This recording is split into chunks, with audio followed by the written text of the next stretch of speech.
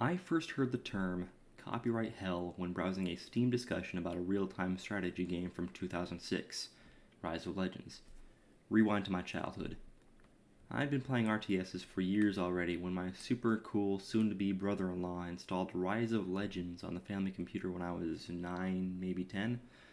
I was instantly hooked. I played that game religiously. Fast forward and eventually that PC got wiped. Went from Windows 7 to 8, and then from 8 to 10. Lovely. We had the discs for most of the old games I loved, but not this one. This was the first time I met a game I couldn't easily retrieve. It was out of print, out of stock. At the time my family didn't really shop online, especially not eBay. I'm still wary of buying used discs sight unseen. Nowhere to download, not on Steam, not on Amazon, simply gone. Rise of Legends was made by Big Huge Games and published by Microsoft. It's a sister game to the much more popular Rise of Nations, which is still on Steam. Excellent game. Me and my father play that one together sometimes. In 2009, just 3 years after the release of Rise of Legends, Big Huge Games was acquired by one of their partners, 38 Studios. Unfortunately, in 2012, 38 Studios started losing money. That year, they sold the rights to Rise of Legends to Microsoft and then went bankrupt, after which Microsoft bought all their remaining assets. Rise of Nations survived changing hands, and after Microsoft got it, they handed it to Skybox Labs, one of their underling companies. They mostly handled porting old games to Steam and such things. They were handed Minecraft and made the Bedrock Edition, and ports to PS4 and Nintendo Switch. They made Rise of Nations, a game from 2003, run comfortably on modern PCs. The point is that Microsoft seemingly has the necessary copyrights and professionals to bring Rise of Legends back from the grave. Why don't they? They did it with Age of Mythology after acquiring Ensemble Studios. When viewing Rise of Nations in the Steam store, you can click the link to view games by Big Huge Games, but it takes you back to Xbox Studios, Microsoft Studios. They do not have Rise of Legends for sale. The only way I was able to find a playable copy for myself was on Green Steam. There is still a semi-active community surrounding the game. On Heaven Games, there's a dedicated group of guys who are still modding and making homebrew patches for the game. Context. My family bought the PC I'm using right now in about 2009. It's an HP Pavilion 6807C. It's been upgraded beyond recognition, but the motherboard is the same. When we first obtained this lovely machine, it came with a few games installed. Mahjong, Solitaire, Purple Palace, and Dream Chronicles. Dream Chronicles is a hidden object puzzle game from 2007. Beautiful artwork, nice story, and titillating to the mind. Dream Chronicles has a history similar to Rise of Legends. It was made by a small company out of Spain called Cat Games, or Katana Games. Cat Games worked under PlayFirst, which was the company behind Diner Dash. Remember that? Dream Chronicles was distributed by Big Fish and then Wild Tangent. Wild Tangent had a deal with HP to provide limited use demos of their games to HP PCs. Remember Wild Coins? PlayFirst was acquired by Glue Mobile in 2014. Big Fish Games from Washington State was bought by Aristocrat Leisure in 2017, a company out of Australia.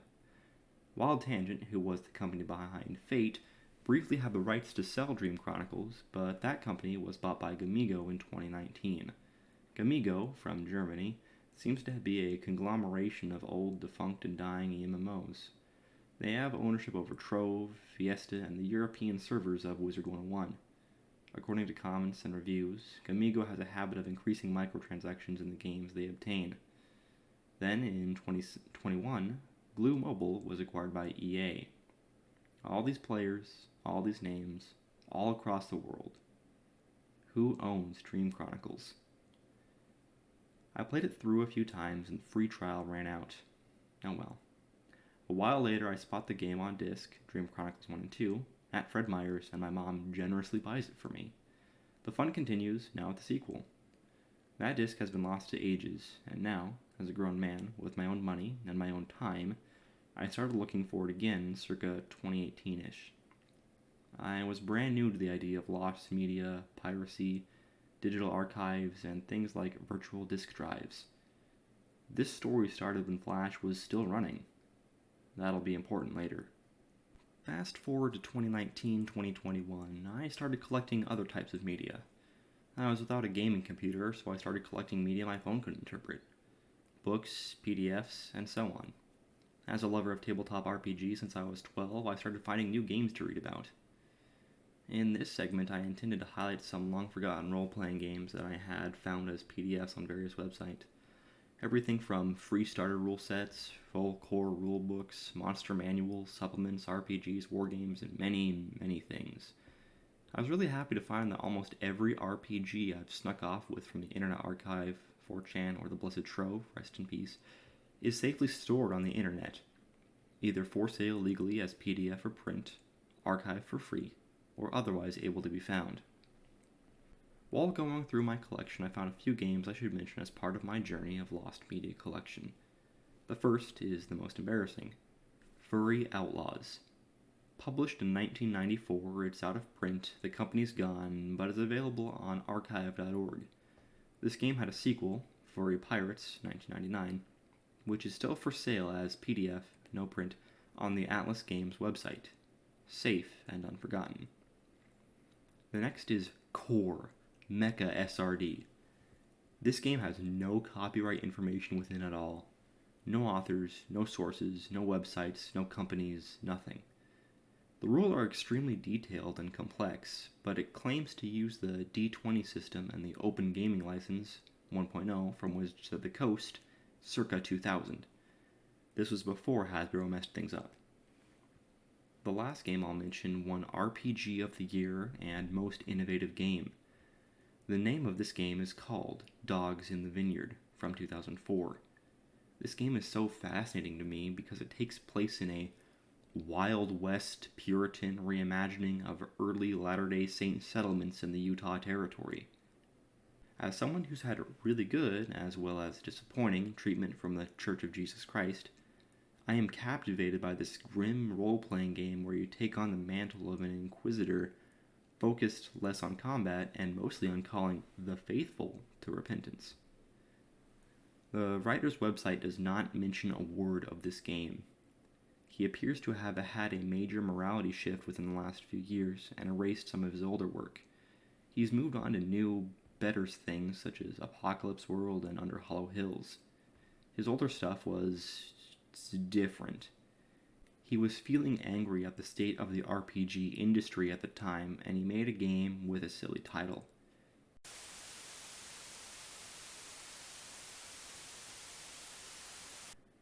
I've looked, but as of writing the script, I cannot find any copy of mine. I'm proud of Mr. Baker's shift in morality. It's good to choose better, choose cleaner things. But I am sad that these old games are lost. I don't think Dogs in the Vineyard should have gone the way of... I want to play Dogs in the Vineyard, and it seems playing it through an illegally found PDF is the only way I can. When I began my own journey into data hoarding, I quickly discovered the Internet Archive and the Trove, rest in peace. The Internet Archive, also called archive.org, is a non-profit dedicated to preserving digital media as a form of human history. They have everything from drivers for defunct graphic cards, books, game manuals, audio from forgotten podcasts, concept art, television news programs, and most of all, web pages. Internet Archive is doing a real service to humanity. The other website I mentioned is The Trove, rest in peace.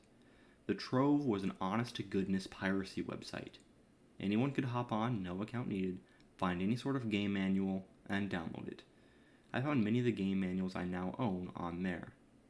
While the site did host dozens of product lines that are still in print, many of them are out of print, defunct, locked behind copyright hells, and so on.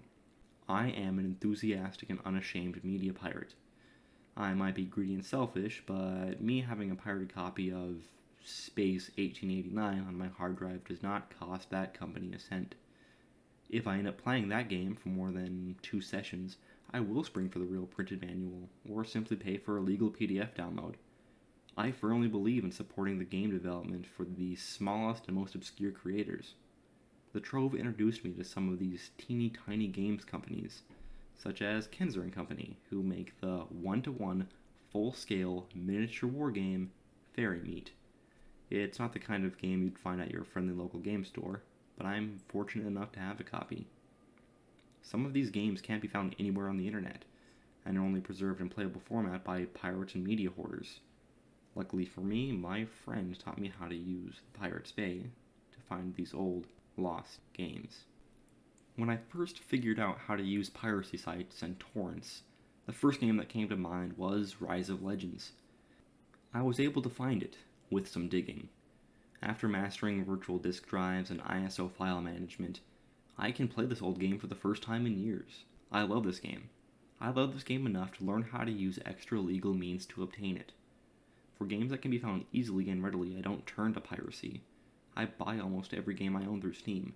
I don't like to pirate games. It's inconvenient. It's slow. Sometimes you get an unpatched copy, or it doesn't run on your resolution, or just straight up does not work. But sometimes you can find a long-lost friend. I was able to find Dream Chronicles about a year ago on a pirate site. Unfortunately, despite honest efforts by archivists, when I got the game installed, it showed me this. It needed Flash Player. Matt Rozak is a small game developer. A gamer himself, lover of anime, rock and roll, he started out making simple Flash games for sites like Armor Games, Congregate, and many others. His flagship game series is Epic Battle Fantasy. The first game follows two heroes as they face a series of increasingly more difficult fights in the style of a JRPG. His games are full of references, hand-drawn art, and humor. They're challenging and fun. As he grew, so did his skills, making more complex games, branching out in genre. Epic Battle Fantasy 3 introduced an overworld map to travel over. He also made a platformer, Adventure Story, and a bullet hell called Bullet Heaven. I love his games, and he teamed up with this amazing musician, Firna, who brought such a wonderful, memorable sound to these games.